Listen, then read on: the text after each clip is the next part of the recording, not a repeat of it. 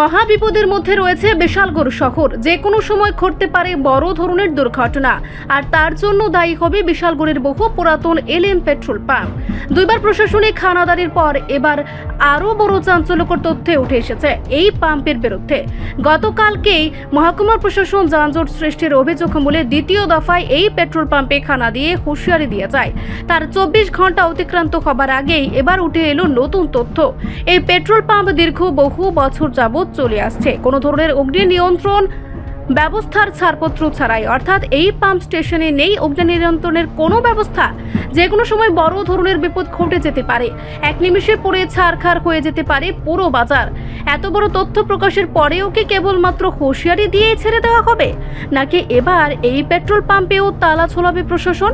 বিশালগড়ের প্রভাবশালী ব্যবসায়ী দ্বারা পরিচালিত এই পেট্রোল পাম্পের বিরুদ্ধে কেন এখনো কোনো পদক্ষেপ নিচ্ছেন না প্রশাসন, সে নিয়ে সন্দেহ ঘনীভূত হচ্ছে। স্বচ্ছতার সাথে জনগণের নিরাপত্তার কথা মাথায় রেখে অতি সত্বর এই পাম্পের বিরুদ্ধে আইনত ব্যবস্থা গ্রহণ করুক প্রশাসন। বর্তমানে এটাই দাবি বিশালগড়বাসীর। আমাদের অথরিটি আমাদের একটা প্রমাণ করছে যে আইসি, তারপরে যে আপনার এই এলপিজি গ্যাস যে স্টোরেজ অফিসগুলিতে এনওসি আছে কিনা প্রপারলি, এই উদ্দেশ্যে আমি এখানে আসি বিশালগড়ে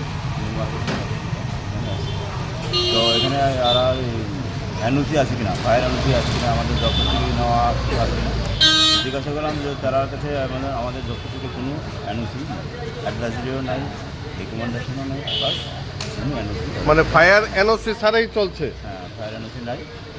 ফায়ার এনওসি অনেক আগে তারা বিসি চলছে। কিভাবে এই ফায়ার এনওসি ছাড়া এত বছর ধরে এই ব্যবসা, সেটা দেখা যাচ্ছে। এখন কি পদক্ষেপ গ্রহণ করা হবে? এটা আমার অথরিটিকে আমি জানাবো যে তারা এনওসি নাই, বাকি সেটা তারা দেখবে। রিপোর্ট সংবাদ প্রতীক্ষা।